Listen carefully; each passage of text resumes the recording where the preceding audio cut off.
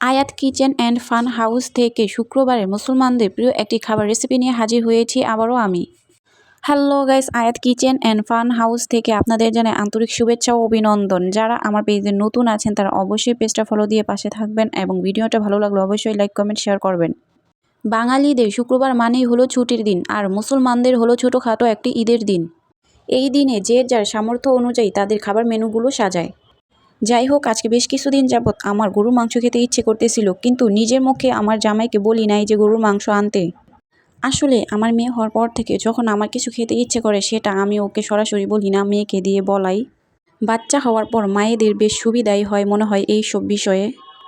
তো যাই হোক, সকালবেলা ঘুম থেকে উঠতে না উঠতেই আমার মেয়ে ওর বাবাকে বলতেছে, বাবা হাম্বা গুছানো, হাম্বা গুছ খাবো। মানে ওকে আমি রাতে বলে রেখেছিলাম, ওইটাই ওর মনে আছে, সেইটাই ওর বাবাকে আবার সকালবেলা তাড়াতাড়ি করে বলে দিছে। এখন আমি যদি বলতাম যে গরুর মাংস আনো, তাহলে আনি আনি বলতে বলতে 2-3 দিন চলে যেত। যেহেতু মেয়ে বলেছে তাই আর 2-3 দিন যায়নি, সাথে সাথে নিয়ে আসছে, তো মেয়েকে দিয়ে আমার লাভই হয়। তো যাই হোক, সকালবেলা গিয়ে 2.5 কেজি পরিমাণে গরুর মাংস আনছে। তো পুরাটা তো আর কেটে ধুয়ে রান্না করা সম্ভব না, তো অর্ধেক পরিমাণ নিয়ে নিয়েছি, আর অর্ধেক অন্য দিন রান্না করব। তো যাই হোক, অর্ধেক ফ্রিজে রেখে যেই অর্ধেক রান্না করবো সেই অর্ধেক ভালোভাবে ধুয়ে পরিষ্কার করে এখন রান্না করার পালা। তো রান্না চুলার ভিতর বসায়ও দিয়েছি। আসলে প্রতিদিন যেইভাবে গরুর মাংস রান্না করা হয় আজকেও ঠিক সেইভাবেই রান্না করা হবে, কোনো স্পেশাল নাই। শুধু স্পেশাল হলো নতুন আলু দিয়ে রান্না করব।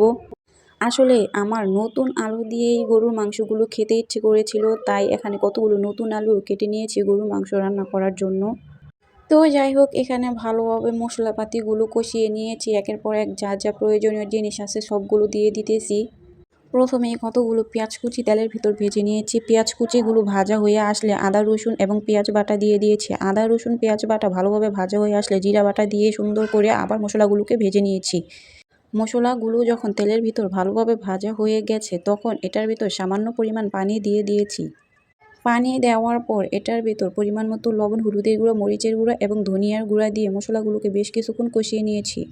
মশলাগুলো কষানো হয়ে আসলে এটার ভিতর ধুয়ে রাখা যেই মাংসগুলো রেখেছিলাম ওইগুলো দিয়ে দিয়েছি। এখন মাংসগুলোকে মশলার সাথে বেশ কিছুক্ষণ কষাতে হবে। এমনভাবে কষাতে হবে যেন কষানোর ভিতর মাংসগুলো সেদ্ধ হয়ে যায়। তো যাই হোক, এক পর্যায়ে বেশ কিছুক্ষণ মাংসগুলোকে কষানো হয়েছে। বেশ কিছুক্ষণ কষানোর পর যেই নতুন আলুগুলো কেটে ধুয়ে রেখেছিলাম ওইগুলো দিয়ে দিব। এখন আলু দিয়ে বেশ কিছুক্ষণ আলু আর মাংসগুলোকে কষাতে হবে। প্রথমেই আলুগুলো দেওয়া যাবে না, কারণ নতুন আলু সিদ্ধ হতে বেশিক্ষণ লাগে না, কিন্তু মাংস সিদ্ধ হতে কিন্তু অনেক সময় লাগে। তাই মাংসগুলোকে অর্ধেক পরিমাণ কষানো হয়ে আসলে তারপর আলুগুলো দিয়ে দিতে হবে, যেন আলুগুলো একদম গলে না যায়। তো যাই হোক, এক পর্যায়ে দেখা গেছে মাংস আলু আমার সম্পূর্ণভাবে কষানো শেষ। আলুগুলোও বেশ সিদ্ধ হয়ে গেছে তাড়াতাড়ি করে। কষানোর ভিতর আলুগুলো সিদ্ধ হওয়ার ফলে এখানে কতগুলো আলু ভেঙে দিয়েছি যেন মাংসের ঝোলটা বেশ রসালো হয়।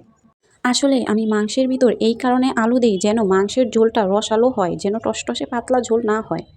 মাংস আলু কষানো হয়ে আসলে এটার ভিতর পরিমাণ মতো ঝোল দিয়ে দিতে হবে, মানে পানি দিয়ে দিতে হবে। মাংসের ভিতর ঝোল দেওয়া হয়ে গেলে চুলার জাল হাইটে রেখে বেশ কিছুক্ষণ তরকারিটাকে জাল আনাতে হবে। তো যাই হোক, এক পর্যায়ে আমার মাংস তরকারি একদম রেডি। তো আমার মাংস রান্নাটা কেমন হয়েছে অবশ্যই কমেন্টে জানাবেন।